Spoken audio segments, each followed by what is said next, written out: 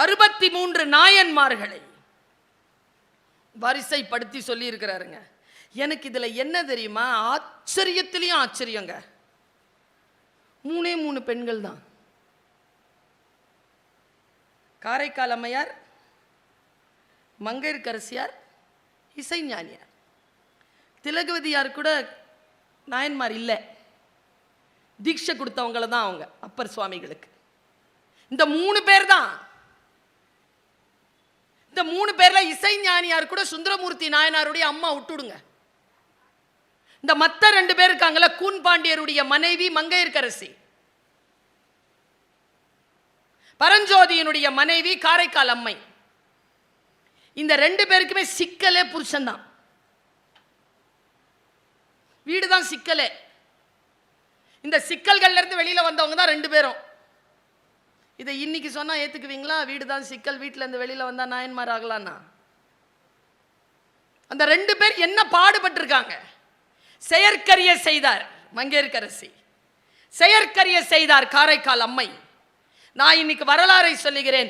நம்முடைய தமிழ்நாட்டின் பக்தி இயக்கத்தை முன்னெடுத்து சைவம் தழைக்க பாடுபட்டவர்களில் முன்னத்தி ஏர் பிடித்தவர்களில் ஒருத்தி காரைக்கால் அம்மையார். காரைக்கால் அம்மையாருடைய முயற்சியினால் தான் இன்றைக்கு தமிழகத்தில் பக்தி என்கின்ற ஒன்று இருக்கிறது என்பதை துணிச்சலாக சொல்ல முடியும். இன்னொருவர் திருமூலர். இந்த திருமூலரும் காரைக்கால் அம்மையாரும் கொண்டெடுத்த பக்தி இயக்கம். அதற்கு பிறகு திருஞான சம்பந்தராலும் திருநாவுக்கரசராலும் மாணிக்க வாசகராலும் சுந்தரமூர்த்தி சுவாமிகளாலும் முன்னெடுக்கப்பட்டது சைவக்குறவர் நால்வர்.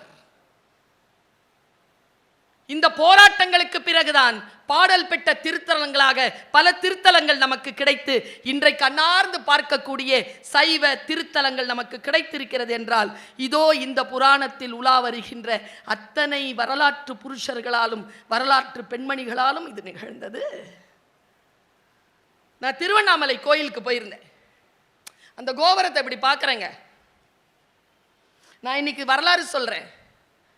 இந்த கோபுரம் இருக்குல்ல, அதில் சொல்லப்பட்டிருக்கக்கூடிய, புனையப்பட்டிருக்கக்கூடிய, அதில் செதுக்கப்பட்டிருக்கக்கூடிய வரலாறுகள் இருக்குல்ல,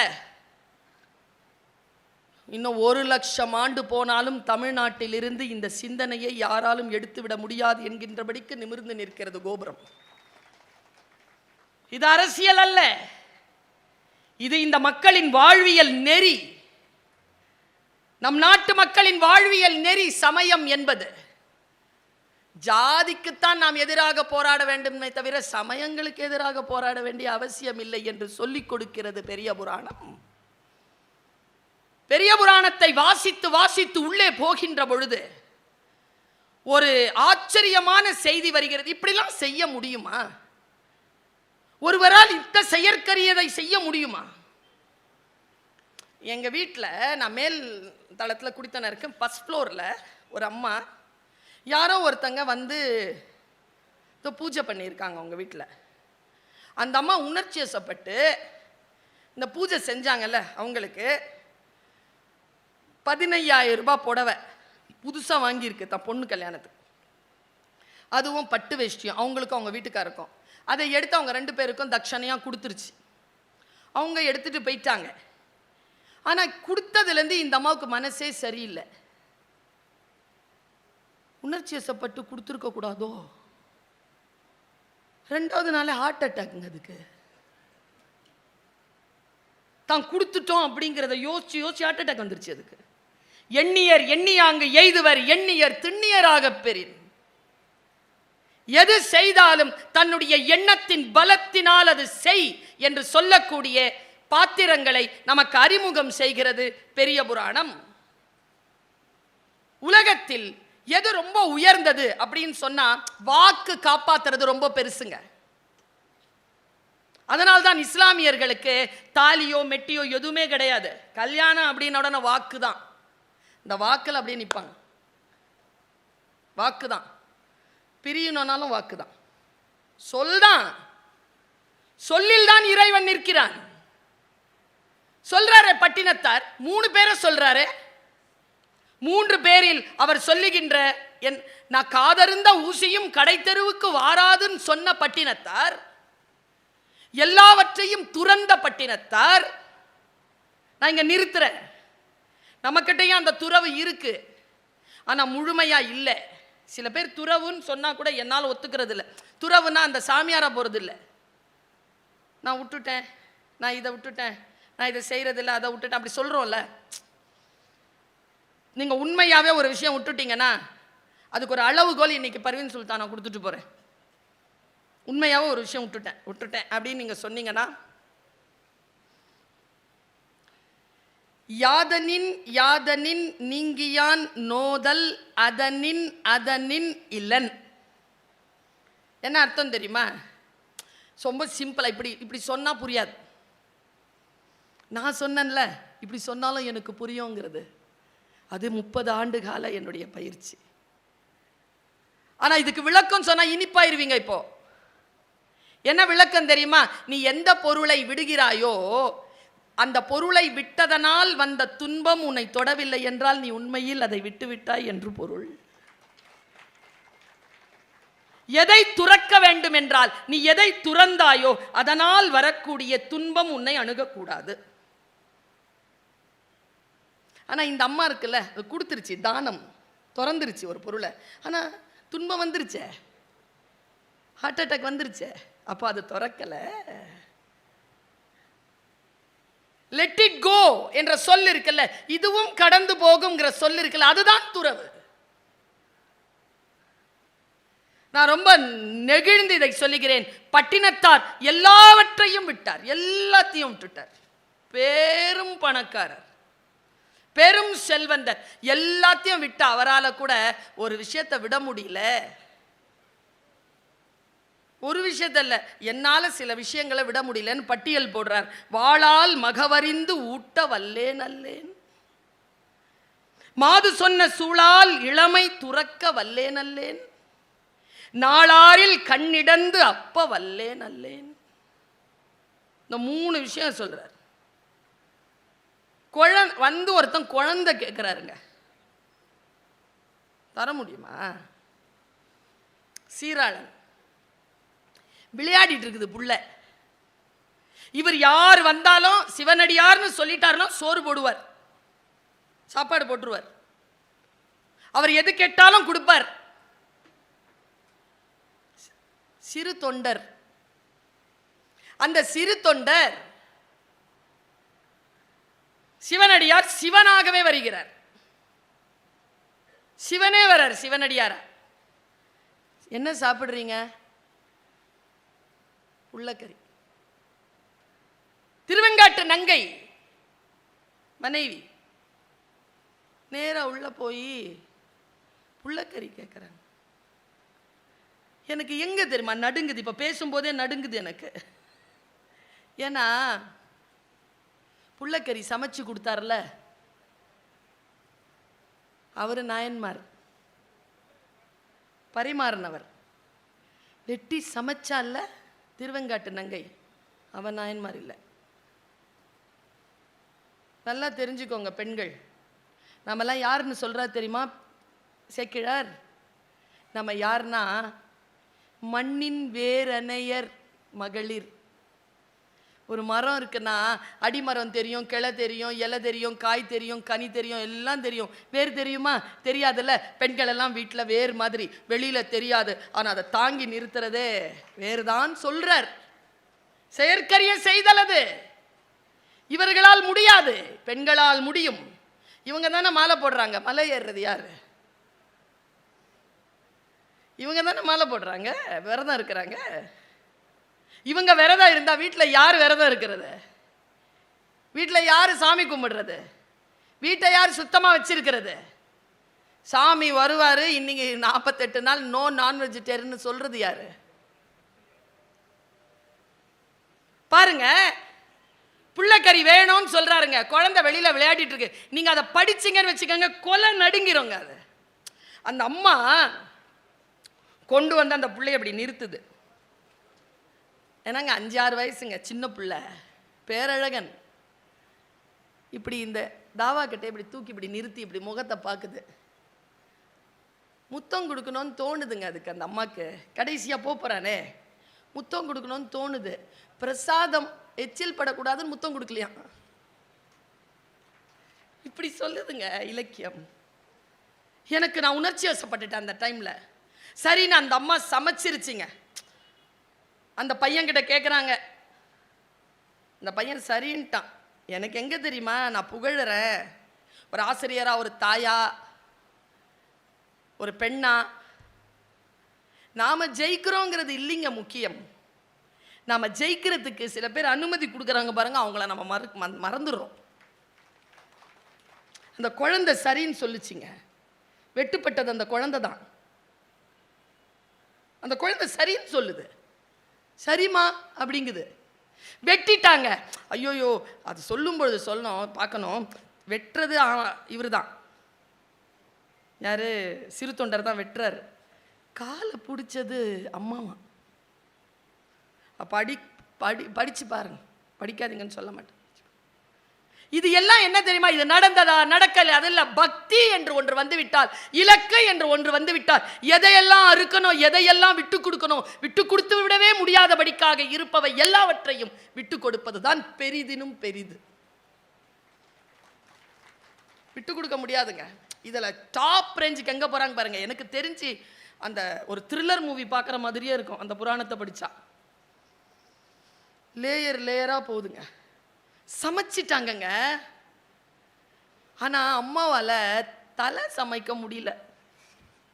அம்மா இல்லை, வந்தவன் சிவன்ல பரிமாறி எல்லாம் இலையில பார்க்குறாரு, எல்லாம் இருக்கு.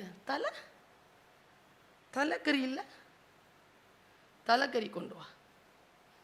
அதாவது கடைசி வினாடி வரைக்கும் விடணுங்க, அப்போதாங்க இறையருள் கிடைக்கும். பிடிச்சிக்கிட்டே இருந்தா திரௌபதி கிடைச்சதா, கிருஷ்ணான்னு விட்டால வந்துருச்சு. அலைஞ்சிட்டே இருந்தாங்களே ஹாஜரா, இங்கைக்கும் அங்கைக்கும் சவா மருவான்னு அலைஞ்சிட்டே இருந்தாங்களே. 7 முறை அலைஞ்சாங்களே. கடைசியா உயிர் போற நேரத்தில் யா அல்லாஹ் அப்படின்ன உடனே அந்த இஸ்மாயில் காலை அப்படி தட்டினாரு, ஜம்சம் வந்துச்சு. கடைசி நெருப்புல இறங்கி கால் வச்சதுக்கு அப்புறமா தானே நெருப்பு அணைஞ்சுது. இறைவா என்னை ஏன் கைவிட்டீர்னு கடைசி வினாடியில அப்படி போன அப்புறமா தானே உயிர் தெழுந்தார். நான் சொல்றேன், பெரிதினும் பெரிது கேளுங்கின்ற இந்த தலைப்பில் பெரிய புராணத்தை பற்றி நாம் பேசுகின்ற பொழுது ஒரு வினாடி கூட சந்தேகம் இல்லாமல் 100% விடுறீங்களா, அங்கே ஆரம்பிக்கிறது நம்முடைய வாழ்க்கையினுடைய உன்னதம். 100% விட்டுறணும். ஒரு பாயிண்ட் கூட இல்லாம விடுறாங்க. அவ தலைக்கறி சமைச்சு வச்சிடுறா. வச்ச உடனே சாப்பிட உட்கார்ந்தவர் கேட்டாரு, எங்க உங்க பிள்ளை? எப்படி இருக்கும்?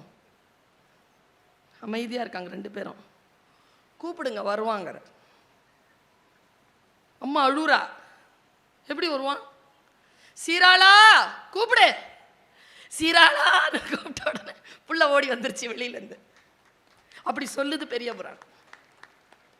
நீ பெரிதினும் பெரிய விஷயங்களை செய்தால் இறைவன் அதைவிட பெரிய விஷயங்களை உனக்கு செய்வான் என்பது அவனுக்கு முன்னால் நீ தாழ்பணிய வேண்டுமே, முழுமையாக உன்னை ஒப்படைக்க வேண்டுமே. ரூமி சொல்கிறார், சில நேரங்களில் தொழுகை நிகழ்ந்து விடுகிறது. அப்படியே அப்பா வீட்டில் போய் யோசிச்சு பாருங்க. தூங்க மாட்டீங்க, இன்னைக்கு தூக்கம் வராது. தொழுகையெல்லாம் தொழுகை அல்ல, தொழுகையில் சில வினாடிகள் தான் தொழுகை நடக்கிறது. கனெக்ஷன் இருக்குல்ல, அது எப்பவாது தான் வரும். சில பெரிய விஷயங்கள் எல்லாம் யோசனை. எங்க அப்பாங்க கவிஞர், அவர் வாணியம் படிக்க அடிக்கடி வந்துட்டு போவார். இங்க நடக்கும்ல முஷாயரெல்லாம் நிறைய நடத்துவீங்களே. அப்பா இங்க வந்துட்டு போவார். எனக்கு சின்ன வயசுல தெரியும், இந்த இனிப்பு மிட்டாய் வாங்கிட்டு வந்தாலே வானம்படிக்கு போயிட்டு வந்திருக்காருன்னு அர்த்தம். அவர் சொன்னாருங்க, மரணம் அடைகிற அந்த தருணத்தில் சொன்னார். இதை பல இடங்களில் நான் சொல்லியிருக்கேன். 10 மணிக்கு இருக்கிறார், 7 மணிக்கு கவிதை சொன்னாருங்க அப்பா.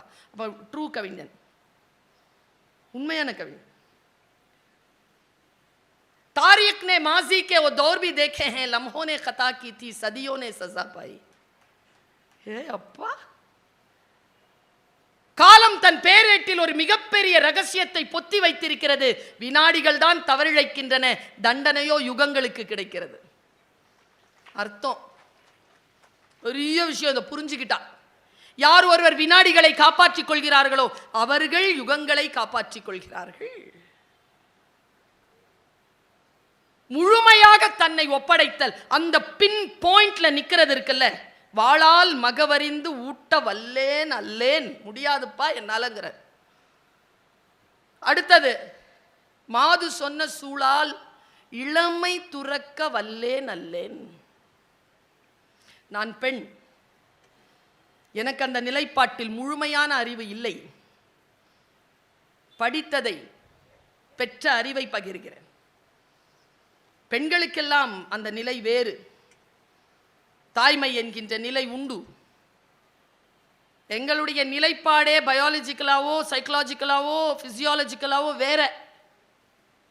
ஆண்கள் என்பவர்கள் வேறு. அவர்களுடைய சைக்காலஜி, அவர்களுடைய பிசியாலஜி, அவர்களுடைய பயாலஜி வேற. திருநீலகண்டர் அவருக்கு கல்யாணம் ஆயிருக்கு, ஆனால் பிற பெண்களின் மீது இச்சை. ஒரு முறை அவர்கள் அந்த இச்சையை நுகர்ந்து விட்டு வருகிறார்கள். ஒன்றும் இல்லை, வீட்டுக்கு வந்துட்டு மனைவியை அழைக்கிறார். மனைவிக்கு தெரிந்து போனது இவர் சரியா இல்லை. அவர் தொட அனுமதிக்கல. தொட அனுமதிக்காத பொழுது என்ன வார்த்தை சொன்னாங்க தெரியுமா? எம்மை தீண்டுவீராயின் திருநீலகண்டம். என்ன தொடக்கூடாது, சாமி மேல சத்தியம், சிவன் மேல சத்தியம். அவர் அப்படியே நின்னாருங்க. திருநீலகண்டம்னா நின்னார். என்னைன்னு சொல்லல அந்த அம்மா, எம்மைன்ட்டாங்க. எம்மைன்னு சொன்னதால் இனிமேல் என் வாழ்க்கையில் பெண்களை தீண்ட மாட்டேன் என்ற சத்தியத்தை அந்த வினாடியில் எடுத்தார் திருநீலகண்டர். மாது சொன்ன சூழால் இளமை துறக்க வல்லேன் அல்லேன்ங்கிறாரு பட்டினத்தார். குழந்தை வெட்டி தர முடியாது, இளமையை துறக்க முடியாது. பெரிய புராணத்தில் வந்தவர்கள் எல்லாம் இதையெல்லாம் செய்தார்கள். செயற்கரியதை செய்தார்கள். நமக்கு முன்னால் இருக்கக்கூடிய மனிதர்கள் சில சாதனைகளை செய்கிறார்கள். எனக்கு இன்னும் ஒருத்தரை ரொம்ப பிடிக்குங்க. அது திருமூலர். பேரறிஞர் அண்ணா எப்பொழுதுமே அவருடைய வார்த்தையை தான் சொல்லிக்கிட்டே இருப்பார். ஒன்றே குலம், அவர் சொன்னதுதான், திருமூலர் சொன்னதுதான், திருமந்திரம். எனக்கு நான் இதை பல இடங்களில் சொல்லியிருக்கேன். இதை ஒரு வாய்ப்பு எனக்கு முத்தமிழ் மன்றத்தில் சொல்லுவது என்பது எனக்கான ப்ரிவிலேஜ், எனக்கான பெருமை. எங்கள் அப்பாவுக்கு தமிழ் படிக்க தெரியாது, ஃபுல்லாக உருது தான். தமிழ் கூட்டி கூட்டி தான் படிப்பார். எங்கள் வீட்டில் நாங்கள் 5 பிள்ளைங்க. 5 பிள்ளைங்கள படிக்க வச்சுதுங்க எங்கள் அம்மா. இவ்வளோ வறுமையாக இருந்தாலும் வேலைக்கு அனுப்பலை, படிக்க வச்சுட்டாங்க. நீங்கள் 5 பேரும் நல்லா இருக்கும், கற்ற கல்வியால் நல்லா இருக்கிறோம். 5 பேரும் கல்வியை வைத்து தான் நன்றாக இருக்கிறோம். 5 பேரும் நன்றாக இருக்கிறோம். எனக்கு ஒரு அண்ணன், ஒரு அக்கா, ஒரு தம்பி, ஒரு தங்கச்சி. இந்த 5 பேர்ல கவிதை, பாட்டு இதெல்லாம் நான் மட்டும்தான் எங்கள் அப்பாவோட உட்காந்து கேட்பேன். எங்கள் அப்பா அப்படின்னாலே கவிதை சொல்கிறாருன்னு அர்த்தம், எல்லாரும் ஓடிடுவாங்க. நான் மட்டும்தான் இருப்பேன். எங்கள் அம்மா அப்படின்ட்டு போயிடுவாங்க. நான் மட்டும்தான் கேட்பேன். அப்பாவுக்கு அது எனக்கு ரொம்ப பிடிக்கும். அப்பாவுக்கும் எனக்குமான அந்த நெருக்கம்ங்கிறது கவிதை தொடர்பானது. நிறைய விஷயங்கள் சொல்வார் அப்பா எனக்கு. அப்பா சொன்ன கவிதைகள் எல்லாம் மனப்பாடம் பண்ணி ஒரு புக்கே போட்டுடலாம். நான் மனப்பாடமாக அதை யோசிச்சு பார்த்தேன்னா போட்டுருவேன். நான் வக்ஸே டர்கர் ரஹோ, ना जाने कब बदलेगा उसका मिजाज, वक्से है दिन वक्से है रात. காலத்திற்கு பயந்து கொள், அதன் இயல்பு எப்பொழுது மாறும் என்று யாருக்கும் தெரியாது. காலமே இரவு, காலமே பகல். இப்படியா சொல்வாரு குழந்தைகிட்ட? சொல்வார் எங்க அப்பா. எங்க இருந்தாவது ஏதாவது, எங்க அப்பா என்னுடைய அண்ணனுக்கு காலிப் தான் பேர் வச்சாருங்க. என் அண்ணனுக்கு பேர் காலிப். கவிதையில் அவ்வளோ ஆர்வம். மிர்சா காலிப் பேரை தான் அப்பா வச்சார். காலிபனுடைய அடுத்த சிஷ்யர் தான் அல்தாஃப், ஃபர்ஸ்ட் டிசைபிள். என் அண்ணனுடைய பேரே காலிப் அல்தாஃப் தான். பாட்டு பிடிக்கும் அப்பாவுக்கு, அதனால் என் பேர் பர்வீன் சுல்தானான்னு வச்சார். அந்த அம்மா இருக்குதுல்ல இன்னிக்கும் பாட்டு பாடுறம்மா, அஸ்ஸாம்காரங்க, பத்ம விபூஷன் பேகம் பர்வீன் சுல்தானா. நான் பேச ஆரம்பிச்சிட்டேன். அப்பா பாடுவேன் தான் பேர் வச்சார் போல. ஒரு நாள் என்னுடைய 8வது வகுப்பு, நான் நல்ல ஞாபகம் இருக்குது, நாங்கள் ஷீட் வீட்டில் இருக்கோம், டிப்பு ஸ்ட்ரீட். அதில் ஒரு குட்டி பால்கனி இருக்கும். சனிக்கிழமான அப்பா வந்து 50 ரூபாய் கொண்டு வருவார், எக்ஸ்ட்ரா மணி. அன்றைக்கி தான் அடுத்த நாள் வந்து கறி சாப்பாடு கிடைக்கும் எங்களுக்கு. நல்லா கறி வச்சு சமைப்பாங்க அம்மா, அந்த 50 ரூபாய் வச்சு. ஞாயிற்றுக்கிழமைனா கறி சாப்பாடு.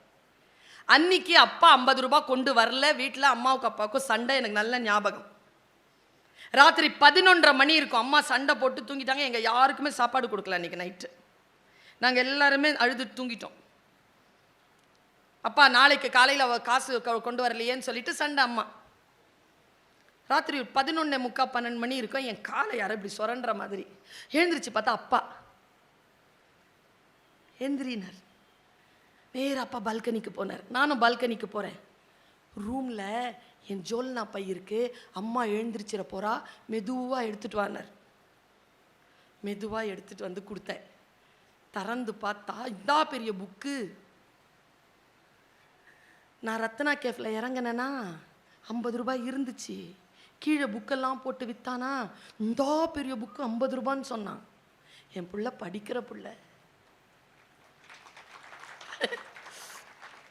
புக்கு வாங்கினா இவ விட மாட்டா. வாங்கிட்டேன். தமிழில் தான் இருக்குது, எனக்கு தெரியாது என்ன புக்குன்னு, படி. அந்த இந்த மாதிரி ஒரு தெரு லைட் விழுது பல்கனியில். 13 வயசு எனக்கு. இப்படி பார்க்குறேன் என்னன்னு, என்ன புக்குன்னு. திருமூலர் அருளிய திருமந்திரம். இன்னைக்கும் அப்பாவுடைய நினைவாக அந்த புக் என்னுடைய ஷெல்ஃபில் இருக்கு. அப்படிதான் திருமூலர் எனக்கு அறிமுகமாகிறார். ஒன்றே குலம் ஒருவனே தேவன், படமாடும் கோவில் பகவர் கொன்றியில், நடமாடும் கோவில் நம்பர்க்கதாக, நடமாடும் கோவில் நம்பர் கொன்றியில், படமாடும் கோவில் பகவர்க்கதாமே. எவ்வளோ சிந்தனை, எவ்வளோ பெரிய சிந்தனை. சாமிக்கு கொடுக்காத, கோயிலுக்கு கொடுக்காத. கோயிலுக்கு சாமிக்கு கொடுத்தா மக்களுக்கு வராது, மக்களுக்கு கொடு சாமிக்கு போயிடும்.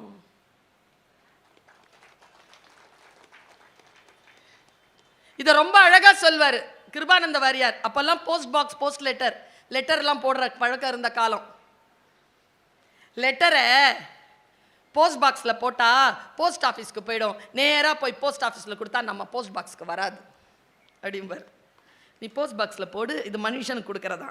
படமாடும் கோயில் வந்து போஸ்ட் ஆஃபீஸா. படமாடும் கோவில் பகவருக்கு ஒன்று ஈயில். நம்ம தெருவில் இருக்கிற போஸ்ட் பாக்ஸ்க்கு நம்ம லெட்டர் போவாது. படமாடும் கோவில் பகவர் கொன்றியில், நடமாடும் கோவில் நம்பர் கதாக, நடமாடும் கோவில் நம்பர் கொன்றியில், படமாடும் கோவில் பகவர் கதாமே. அங்கிருந்து அங்க போயிடும். இப்படிப்பட்ட சொற்களுக்கு உரியவர் திருமூலர். திருமூலர் சொல்கிறாருங்க, அவரை போல் என்னை கேட்டால் எப்படி நாம் திருக்குறளை கொண்டாடுகிறோமோ அப்படி இந்த சமூகம் திருமந்திரத்தை கொண்டாட வேண்டும். இன்ன பிற இலக்கியங்களின் பின்னால் நாம் போறோம், திருமந்திரத்திற்கு பின்னால் நாம் போறதே இல்லை. அவர் சொல்றார், எது உன்னதமானது? பசிக்குதா? பசுவிற்கு ஒரு வாயுரை.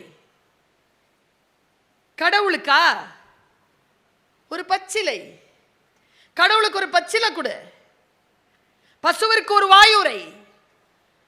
உண்ணும் போது ஒரு கைப்பிடி அடுத்தவங்களுக்கு கொடு, புண்ணியம் இதெல்லாம். சரி, உங்ககிட்ட பசு கொடுக்கறதுக்கு வைக்கலாம் இல்லை, அடுத்தவங்களுக்கு கொடுக்கறது சோரம் இல்லை, கடவுள்கிட்ட போய் போடுறதுக்கு உனக்கு பச்சிலை எடுக்கிறதுக்கு நேரமும் இல்லை, மனசும் இல்லைனா ஒன்று செய்யறியா? மற்றவருக்கு இன்னுரை தானே, சிரிச்சு பேசு, நல்லா பேசு, அது புண்ணியங்கிறார். நான் யோசிச்சு பார்க்கிறேன், யார் இந்த திருமூலர்? என்ன செய்தார்? இப்போ நேற்று ஒரு 3 நாளைக்கு முன்னால் கர்நாடகாவில் பாம்பு வெடிச்சுது இல்லை? இப்போ செய்தி என்னன்னா, ஒரு ஆள் வந்து முகமூடி போட்டுக்கிட்டு கண்டுபிடிச்சிருக்காங்க. அது யார்கிட்ட தெரியுமா கொடுக்க போறாங்க? உள்ள இருக்கிற முகத்தை, அந்த மூக்கு துவாரத்தில் இருக்கக்கூடிய அந்த மில்லிமீட்டருக்கான அளவை கூட வரைஞ்சி கொடுக்கறதுக்கு ஏஏஐ கிட்ட கொடுத்துருக்காங்க அந்த மூஞ்சியை. அது இப்போ திரை கிழிச்சு நம்ம காட்ட போகுது உள்ள யார் இருக்கான்னு. தோல் உரித்து உள்ளே இருக்கின்ற முகத்தை கொண்டு வருகின்ற விஞ்ஞானம் இன்னைக்கு இருக்கு. இன்னைக்கு இருக்கே தவிர இன்னொரு உடலுக்குள் உயிர் செலுத்துகின்ற வித்தை இன்னைக்கு தெரிஞ்சுதா? திருமூலனுக்கு தெரிந்திருந்தது. பெரிய விஷயம் இல்ல அது, கற்பனை இல்லையே, வாழ்ந்த கதை தானே. திருமூலன் சித்தன் சுத்திக்கிட்டே இருக்கிறான். பார்த்தா ஒரு இடையன் பாம்பு கடிச்சு செத்துட்டான். அந்த ஆடு மாடெல்லாம் தவிக்குது அவன் பின்னாலேயே. ஆடு மாட்டுக்கு போறதுக்கு தெரியல, அதை இடையனை விட்டு போக மாட்டேங்குது. அவருக்கு மனசுல ஒரு துக்கம் வந்துருச்சு, ஒரு பாசம் வந்துருச்சு அந்த ஆட்டு மாடு மேல.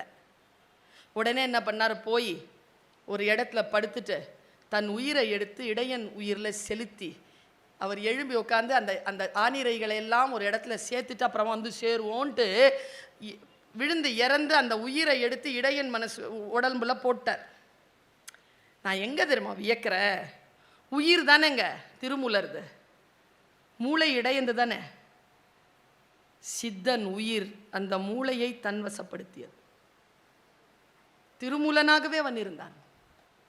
எடுத்து போய் ஆணிரைகளை தன்னுடைய இடத்தில் சேர்த்துட்டு திரும்பி வந்து பார்க்கிறாரு, உடம்ப காணோம், எரிச்சிட்டாங்க. அந்த இடையன் உடலிலேயே இருந்து இந்த உலகத்தை நீத்தவர் திருமூலர். இப்படி ஒரு கதை பெரிய புராணத்தில் வருகிறது. நான் இப்படி நிறுத்துறேன். 7ஆம் நூற்றாண்டில் வந்த ஆதிசங்கரர், 7ஆம் நூற்றாண்டில் வந்த ஆதிசங்கரர் இந்து மதம் என்கின்ற ஒரு மதத்தை பொலிட்டிசைஸ் பண்றார். அவர் மிக மிக மிகப்பெரிய ஆளுமை. அவரால் தான் இன்றைக்கு இந்த அளவிற்கு ஒரு டிசைன்டா ஒரு விஷயம் இருக்குன்னா ஆதிசங்கரருக்கு அதில் மிக முக்கியமான பங்கு உண்டு. ஆதிசங்கரர் சிவானந்த லஹரி அப்படின்னு ஒரு வடமொழி இலக்கியத்தை இயற்றுகிறார். அந்த சிவானந்த லஹரியில ஆதிசங்கரருங்க, நீங்க வேணா எடுத்து பாருங்க, 61வது ஸ்லோகம் கடவுள் மீதான அன்பை சொல்கிறது. இங்க நான் நிறுத்துறேன். சரியை, கிரியை, ஞானம், யோகம் 4 முறை தான்.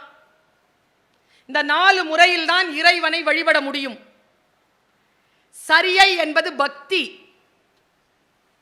கிரியை என்பது நம்முடைய மூச்சை அடக்கி இருக்கும் வாழ்வியல் முறை, ஞானம் என்பது ஞான வழிபாடு, யோகம் என்பது யோக வழிபாடு. இன்னைக்கு யோகாலாம் சொல்றாங்கல்ல, யோக வழிபாடு. ஒவ்வொரு மதமும் இந்த 4 மதத்துல தான் அடங்கும். ஒன்று இன்னொன்றை ஏற்றுக்கொள்ளும், ஆனால் சிலது ஏற்றுக்கொள்ளாது. எனக்கு தெரிஞ்சு இஸ்லாத்துல பக்தி அப்படிங்கிற ஒரு சொல் இல்ல, சூஃபிசம்ல இருக்கு பக்திங்கிற ஒரு கான்செப்ட். ஒட்டுமொத்தமா இஸ்லாம் பார்த்தா சரணாகதி தான், பக்திக்கெல்லாம் அங்க இடம் கிடையாது. யூ சப்மிட் யுவர் செல்ஃப், அவ்வளவுதான், யூ ஒபே. ஆனா சரியை அப்படி இல்லை. சரியை கொஞ்சம். இப்போ கிருஷ்ண ஜெயந்தி அன்னைக்கு என்ன பண்றீங்க? என்னென்ன பண்றோம்ல, இது பக்தி. பிள்ளையார் சதுர்த்தி அன்னைக்கு பிள்ளையார அவரு கிரிக்கெட் ஆடுறாரு, அவர் பேட்ஸ்மேனா இருக்கிறாரு, எப்படி வேணா அவனா. கிருஷ்ணன் சின்ன குழந்தை, இளைஞன், முதியவன், குரு. பக்தியால வர்றது. நீங்கள் உங்களுடைய வாழ்க்கையில் இறைவனை ஒன்று கலந்து உணர்வது இருக்குல்ல, அந்த ஒன்று கலந்து உணர்ந்து அவனோடு கொஞ்சி விளையாடுவது, அவனோடே கிடப்பது, அவனையே அணைத்துக் கொள்வது, இது எல்லாம் பக்தியினுடைய உன்னதம். இப்போ இந்த பக்தியை, இந்த கடவுள் பக்தியை ஆதிசங்கரர் எப்படி வேணாலும் சொல்லி இருக்கலாம். ஆதிசங்கரருக்கு தெரியாதா? யாரை உதாரணமாக எடுத்து சொல்றார்? இப்போ சார் சொன்னாரு, உங்க ஊருக்கு, உங்க கம்பெனிக்கு ஒரு அம்மா வந்தாங்க, பர்வீன் சுல்தானா மாதிரி பேச்சாற்றலோடு வரும். வந்துட்டாங்களா? எத்தனை வருஷமா? இன்னும் முயற்சியில் தான் இருக்காங்க. ஏன் தெரியுமா முயற்சியில் இருக்காங்க? என்ன மாதிரி வரணுங்கிறதுனால முயற்சியில் இருக்காங்க. அவங்கள மாதிரி வரணும்னு முடிவு பண்ணியிருந்தாங்கன்னா என்னைக்கோ வந்திருப்பாங்க. தன்னை எக்ஸாம்பிளா நிறுத்துறதுங்க, தன்னை முன்னிறுத்திக் கொள்வது. தன்னை யார் ஒருவர் முன்னிறுத்திக் கொள்கிறார்களோ அவர்கள் தான் அடுத்தவர்களால் உதாரண புருஷர்களாக சுட்டப்படுகிறார்கள். இதைத்தான் நான் ஊர் முழுக்க சொல்றேன். சிகரம் என்பது யாரோ ஒருவருடைய உயரம் அல்ல, அது நம் உயரம். எவன் ஒருவன் தன் உயரத்தை தொட்டானோ அவன் தான் சிகரம் தொட்ட மனிதனை தவிர அடுத்தவன் தொட்ட சிகரத்தை தொட்டவன் சிகரம் தொட்டவன் கிடையாது. நான் ஒரு மனிதனை சொல்லுகிறேன், இவரை போல் கடவுள் மீது அன்பு கொண்டு ஒரு விஷயத்தை செய்யவே முடியாதுங்க. என்ன கேட்டா இளமை துறக்கலாம், பிள்ளைய கூட வெட்டலாம். பிள்ளைய வெட்டினவங்க தானே, வரலாறு இருக்கே நமக்கு. இப்ராஹிம் அலைஹிஸ்ஸலாம் கொண்டு போய் விட்டார்ல, பக்ரீத் இன்னைக்கும் வெட்டுறோமே. ஆபிரகாம் இசாக் ஐசக்கை கொண்டு போனாருன்னு அவங்க சொல்றாங்க, இல்ல இஸ்மவேலை கொண்டு போனாங்கன்னு இவங்க சொல்றாங்க. அது நல்லா சொல்வாரு அப்துல் காதர் ஐயா, எல்லா தகப்பன்மார்களும் ஒருவர் தான், அவர் பரஞ்சோதி. இவர் ஆப்ரஹாம், அப்ரா, இவர் இப்ராஹிம், இப்ரா, எல்லாம் ஒண்ணுதான் பாரு. அடுத்தவர்களுக்கு செய்யலாம், பலிக்காத விஷயங்களை செய்யலாம், இதை செய்யவே முடியாதுங்க. நான் துணிச்சலா சொல்றேங்க, செய்ய முடியாது. பாருங்க, மூன்றாவது ஆளாக வருவது ஆதிசங்கரர் சொல்லுவதை இதைத்தான் பட்டினத்தார் கடைசியா எடுத்து வைக்கிறார். நாளாரில் கண்ணிடந்து அப்ப வல்லேன் அல்லேன். கொடுக்க முடியாது. லோக்கல் அனிஸ்தீஷியாவும் இல்லை, ஜெனரல் அனிஸ்தீஷியாவும் இல்லை. சரியா டாக்டர்?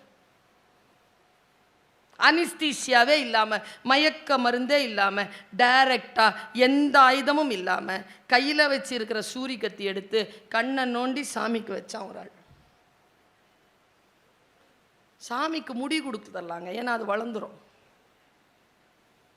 நான் கல்கட்டாவுக்கு போயிருந்தேங்க, காளி கோயில் கான்செப்டை பார்க்க போயிருந்தேன். What is the concept of Kali? அங்க பலிபீடத்துல என்ன வச்சிருக்கான் தெரியுமா? பலி இப்படி ரவுண்டா ஒரு பலிபீடம் இருக்கு. அங்க அந்த பக்கம் ஆடெல்லாம் வெட்டுறாங்க, கோழி ஆடெல்லாம் வெட்டுறாங்க. இந்த பக்கம் இருக்கிற அந்த பலிபீடத்துல ஆடு வெட்டுறதுக்கு முன்னால எவன் ஒருவன் ஆட்டை வெட்டுகிறானோ அவன் நேரா வந்து தான் கழுத்தை வைக்கணும். அங்க தான் கழுத்தை வைக்கணும். என்ன கான்செப்ட் தெரியுமா? ஹே காளி மாதா, இதோ நான் இந்த பாவ உடலை, இந்த பாவ வாழ்க்கையை உனக்கு முன்னால் பலியிடுகிறேன். இனி நீ எனக்கு புது வாழ்க்கையை தந்து உன்னுடைய அருளின் பால் இருக்கக்கூடிய ஒரு மனிதனாக என்னை எழுப்புவாயாகன்னு சொல்லிட்டு தலையை வச்சு தன்னை எல்லாத்தையும் பலி கொடுத்துட்டு புது மனுஷனா எழுந்து போறாங்க காளி கோயில்ல, கல்கட்டால. தன்னை பலியிடுதல், தனக்கு விஷயங்களை கொடுக்கிறது, அதுவும் எப்படி? பேரன்பினால் கொடுப்பது. நான் 2-3 விஷயத்தை மட்டும் சொல்லி இடம் சாருகிறேன், 1 மணி நேரம் ஆயிட்டு இருக்கு. சிவானந்த லஹரியில 61வது ஸ்லோகம் கடவுள் பற்று, சரியா? இதை பற்றி சொல்கிறது. 63வது ஸ்லோகத்துல ஆதிசங்கரர் ஒருவரை பேசுகிறார். அவர்தான் பட்டினத்தாரால் பேசப்பட்டவர், அவர்தான் மாணிக்க வாசகரால் பேசப்பட்டவர், அவர்தான் ஆதிசங்கராலும் பேசப்படுகிறார். அவர் சொல்கிறார், வழி நடை நடந்த மிதி அடி பசுபதியின் அங்கத்திற்கு குறிகாட்டி ஆகிறது. மனசுல வாங்கி வச்சுக்கோங்க, விளக்கத்தை சொல்றேன். வாயிலிருந்து உமிழ்ந்த நீர் புறங்கள் எரித்தவனுக்கு நீராடல் ஆகிறது. ஸ்லோகம். சிறிது உண்டு சுவை கண்ட நமுது தேவனுக்கும் படையலாகிறது. பக்தி என்னதான் செய்ய மாட்டாது, அன்பு என்போர் வேடுவ நன்றி வேறு எவர் என்று கேட்கிறார் ஆதிசங்கர். 3 விஷயத்தை சொல்றார். அன்புனாலே அவன் இந்த வேடுவன் தான், வேற யாரும் அன்புங்கிற சொல்லுக்கு ஈக்குவலா உலகத்திலே யாருமே கிடையாது. எந்த தாயும் கிடையாது, எந்த தந்தையும் கிடையாது, எந்த மகனும் கிடையாது, எந்த மகளும் கிடையாது, எந்த நண்பனும் தோழனும் காதலனும் காதலியும் கிடையாது. அன்பு என்றால் ஈக்குவல் டு வேடுவன். அந்த வேடுவனின் பெயர் திண்ணப்பன். அவன் கண்ணை அப்பியதனால் கண்ணப்பன். என்ன செஞ்சான்னு சொன்னா நடுங்கி போயிடுவோம் நாம. இன்னசென்ஸ் இஸ் பிளிஸ் என்ற ஆங்கிலத்தில் நான் படித்திருக்கிறேன். குழந்தை மனதோடு இருக்கிறது இருக்கல, அன்புக்கு தெரியாதுங்க. அன்புக்கு வேற எதுவுமே தெரியாது. நான் பல இடங்கள்ல பேசியிருக்கேன். அன்புக்கு எதிர்பதம் எதுங்க? சொல்லுங்க. துவேஷமா? இல்ல. அன்புக்கு எதிர்ப்பதம் அகேன்ஸ்ட் எது? அன்புக்கு அகேன்ஸ்ட் எது? கோபமா? துரோகமா? குரோதம். அப்பா துரோகம்ன உடனே அப்பா சொன்னது ஞாபகம் வந்துருச்சு. ना कर किसी के ज़र्फ़ से बढ़कर रह लो वफा कभी, ना कर किसी के ज़र्फ़ से बढ़कर रह लो वफा कभी, इसी बेजा तकल्लुफ़ से बड़ा नुकसान होता है. யாருடைய தகுதிக்கு மீறியும் அவரிடத்தில் விசுவாசமாக இருந்து விடாதே. இந்த கட்டுப்பாடற்ற பெரும் போக்கினால் உனக்கு பேரிழப்பு நேரிடும். உருது சாதாரண மொழி இல்லை. எனக்கு தெரிஞ்சு வாணியம்பாடி முத்தமிழ் மன்றம் தான். ஆனாலும் வாணியம்பாடி இல்லை, உருது கவிஞர்களை உருது அறிஞர்களை கூப்பிட்டு உன் உருதுல இருக்கிறதெல்லாம் எனக்கு தமிழ்ல சொல்லியான்னு சொல்ல வைங்க. நிறைய பேர் இருக்கிறாங்க வந்து. கவிக்கோ வாப்பா பாரசீக கவிதைகளையும் உருது கவிதைகளையும் அப்படி சொல்வார். அவர் மஸ்னவி பேசி நாம கேட்கணும். காலம் அள்ளிட்டு போயிடுச்சு அவரை. என்ன மொழிங்க, என்ன விஷயம் இது இருக்கிறது? இந்த ஸ்லோகம் இருக்கிறது சமஸ்கிருதத்தில். இந்த சமஸ்கிருத ஸ்லோகம் சொல்லுகிறது, உலகத்திலேயே அன்புனா இவன் தான், வேடுவன் தான், அதுக்கு ஏற்ற அதுக்கு மேல ஒரு அன்பு கிடையாதுறான். பாருங்க, மாணிக்க வாசகர் என்ன சொல்றாரு? கண்ணப்பன் ஒப்பதோர் அன்பு இன்மை கண்டபின் என்னப்பின் என்னப்பன் என்னையும் ஆண்டு கொண்டு அருளி வண்ணப்பணித்தென்னை வா என்று வான் கருணை சுண்ண பொன்னீற்றற்கே சென்று தூதாய் சேர் தும்பி என்று கேட்கிறார். திருக்கோத்தும்பியில பாடுகிறார் மாணிக்க வாசகர். கலை மலிந்த சீர் நம்பி கண்ணப்பர் என்கிறார் சுந்தரமூர்த்தி நாயனார். எல்லோரும் இந்த கண்ணப்பனை கொண்டாடுவதற்கு என்ன காரணம்? நான் ரொம்ப குறிப்பா ஒரு 5 நிமிஷத்துல இந்த வரலாறை சொல்லிட்டு நான் இடம் சார்கிறேன். இடம் காலத்தி மலை, வேடுவன் இருக்கிற ஊர் உடுப்பூர். ஒரு பேச்சு பேசிட்டோம்னா அது அந்த தகவல் இருக்கணும்ல கையில. நிறைய பெண்கள் வந்திருக்கிறீங்க, நிறைய இளைஞர்கள் வந்திருக்கிறீங்க. உடுப்பூர்ப்பா திண்ணப்பனுடைய ஊர். அவருக்கு திண்ணப்பன்னு பேர் வச்சாங்க. அம்மா பேரு தவதத்தையார், அப்பா நாகன். 2 பேர். அவங்களுக்கு குழந்தை பிறந்தா திண்ணனார்னு பேர் வச்சாங்க. சரியா? அவருக்கு 2 ஃப்ரெண்டு இருந்தாங்க. ஒருத்தன் பேர் நாணன், ஒருத்தன் பேர் காடன். அந்த ஊர்ல அந்த உடுப்பூருக்கு பக்கத்துல, அந்த மலை காலத்தி மலைக்கு பக்கத்துல பொன்முகலி அப்படின்னு ஒரு ஆறு இருந்துச்சு. இது எல்லாம் சேக்கிழார் நமக்கு தருகின்ற தரவு, டேட்டா. இது நடந்தது அப்படிங்கிறதுக்கான டேட்டா. பொன்முகலி ஆறு, உடுப்பூர் ஊர், திருக்காலத்தி மலை. முடிந்தால் ராபி சேது பிள்ளை அவர்கள் கங்கை வேடனும் காலத்தி வேடனும்னு ஒரு கட்டுரை எழுதியிருக்கார். முடிஞ்சா அதை படிச்சிருங்க.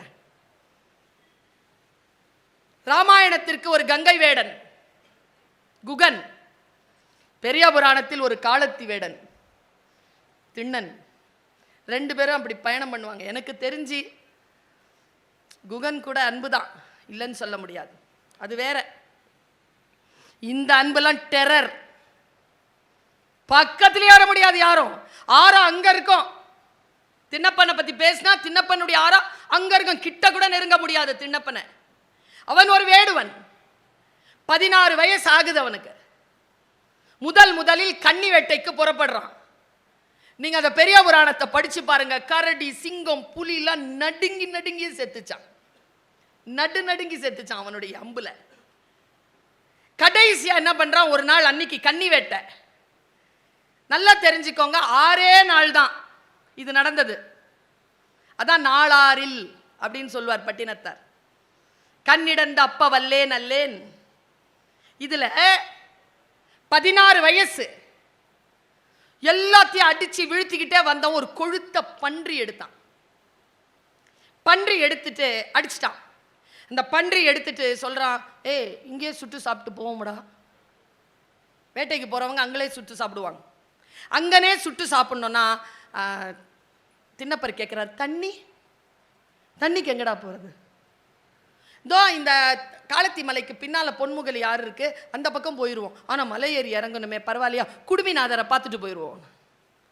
அங்க குடுமிநாதர்னு ஒரு சாமி இருக்குது, அது குலச்சாமி. சரி பார்த்துட்டு, ஒன்னல்ல சிவன் தான், அதான் குடுமிநாதன், பார்த்துட்டு போயிடுவோம். சரின்னு ஏறுறாங்க. ஏறும்போது அந்த அன்பு அவரை பற்றி கொள்ளுதுங்க. குடுமிநாதரை பார்த்துட்டு போலான உடனே மனசுல மொட்டு மலர்ந்துருச்சு. அந்த வாசனையிலேயே ஏறுறார். ஏறி போய் பார்த்தா பேரன்பு வந்துருச்சு அவருக்கு. பேரன்பின் பெருவாகத்திலே அதை போய் அப்படியே கட்டி பிடிச்சிக்கிறார். அங்க பார்த்தா சிவகோசரியார்னு ஒருத்தர் வந்து அங்க நிறைய பூஜைலாம் பண்ணிட்டு போறார். பூ இருக்கு, அப்புறமா திருமஞ்சனம் நடந்திருக்கு, எல்லாம் பார்க்குறேன். இதெல்லாம் நாமளே செய்வோமே. அன்னிலேருந்து வீட்டுக்கு போகலைங்க ஆளு. ராத்திரிலாம் காத்திருக்கிறது, காலையில் வேட்டைக்கு போகிறது. இவர் வேட்டைக்கு போகும்போது இவர் வந்துடுவார், சிவகோசரியார் வந்துடுவார். இவர் வந்து சேருவார்ல, என்ன வேட்டைக்கு கொண்டு வந்தாரோ அந்த வேட்டைக்கான அந்த பன்றி இறைச்சியை சுட்டு, சொல்றதுக்கு பதறுது எனக்கு. முகல் யாரா அங்க இருக்குது, வேடுவன், அவருக்கு ஒன்றும் தெரியாது. சாமிக்கு அபிஷேகம் பண்ணணும். முகலியார்லேருந்து வாயில் எடுத்து பாரு தண்ணி, நிறைய பூக்கள் அது இதுன்னு இருக்கும்ல, அதெல்லாம் எடுத்து தலையை சுருக்கி பாரு. பன்றி இறைச்சியை சுட்டு தேன் போட்டு அதை பதமாக்கி வாயில் போட்டு பார்ப்பாராம். டேஸ்டாக இருந்தால் மட்டும்தான் எடுத்து வைப்பார், டேஸ்டாக இல்லாததை போட்டுருவார்.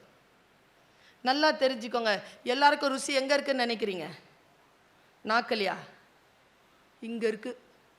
நாக்கில் ருசி பார்த்து துப்பிருங்க பாப்போம்.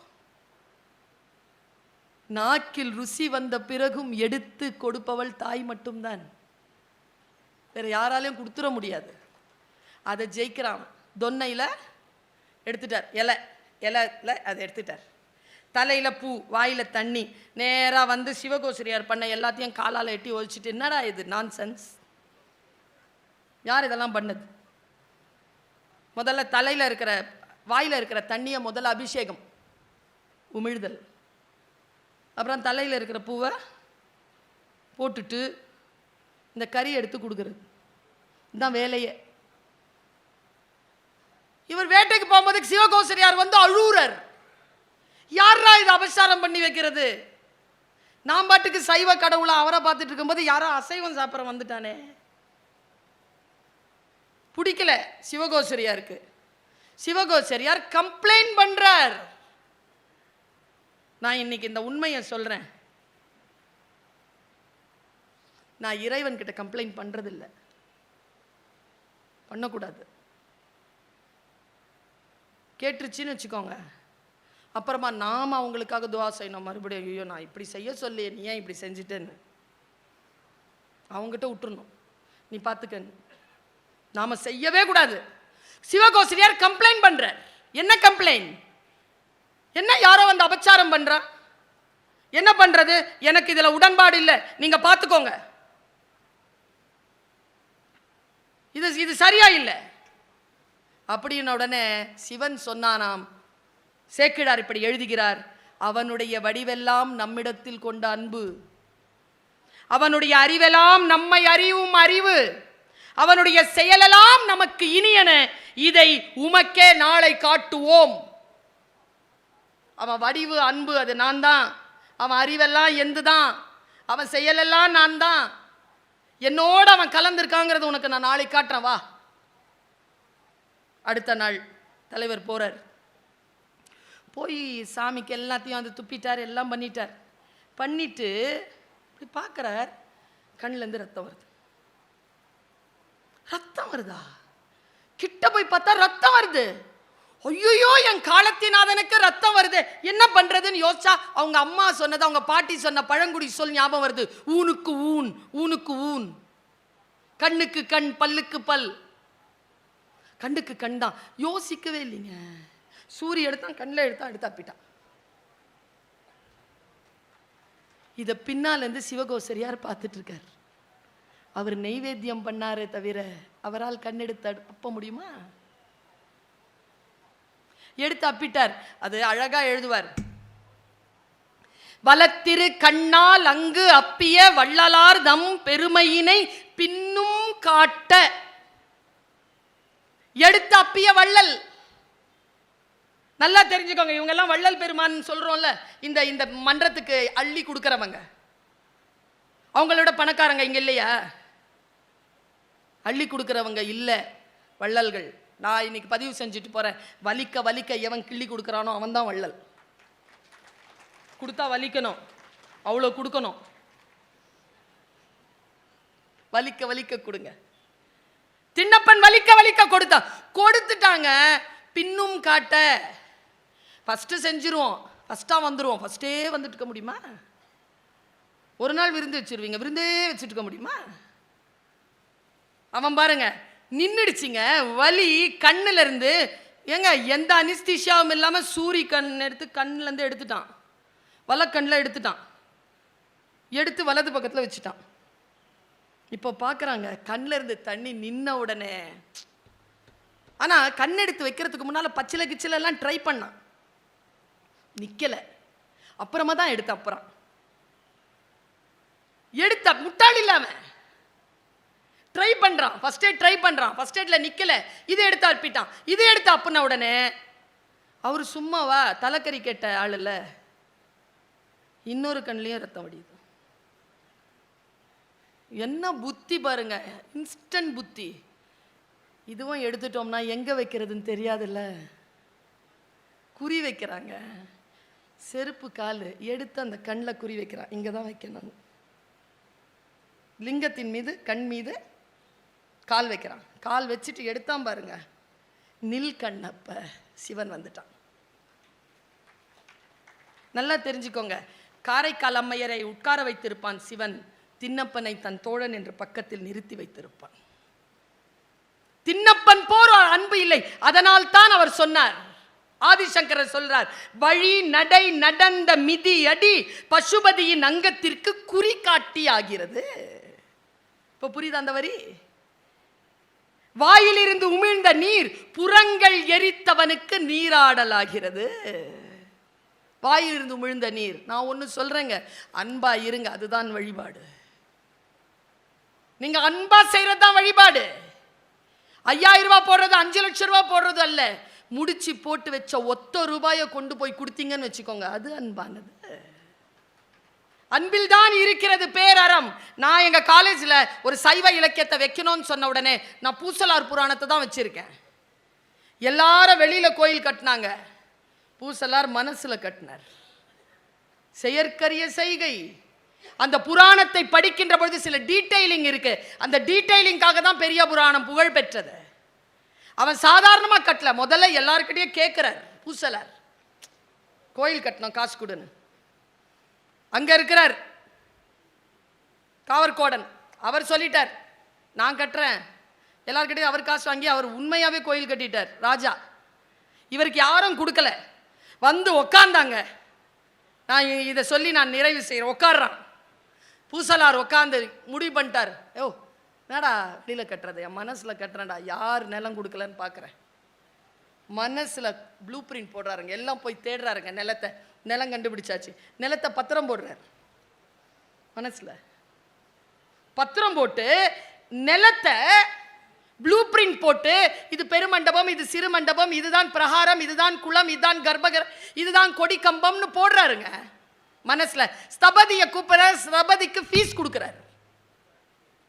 எல்லார்கிட்ட இருந்தும் காசு கொடையாளராக வாங்குகிறார். கொடையாளர்களிடம் காசு வாங்கி அதுக்கு அக்கவுண்ட் வைக்கிறார்.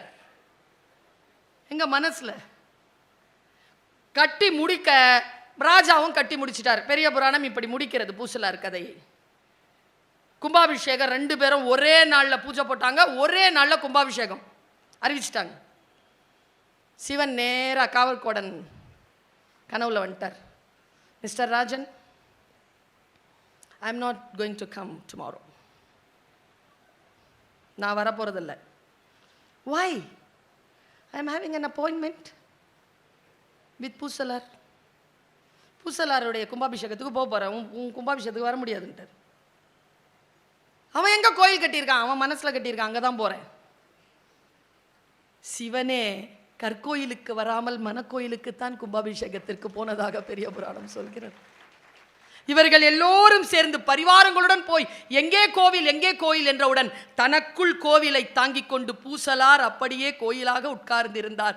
அவருக்கு முன்னால் சாஷ்டாங்கமாக பரிவாரங்களுடன் வணங்கி அவருக்குள்ளே இருக்கின்ற கோவிலுக்கு ராஜனும் சேர்ந்து கும்பாபிஷேகம் எடுத்தான் என்று அந்த புராணம் முடிகிறது. என்றால் இது எல்லாம் நம்முடைய மனதை கழுவுகின்ற, மனதை மேன்மைப்படுத்துகின்ற, அன்பென்ற நோக்கிலே கடவுளோடு ஒன்று கலக்கின்ற எல்லாமே ஒரு புறம் இருக்க.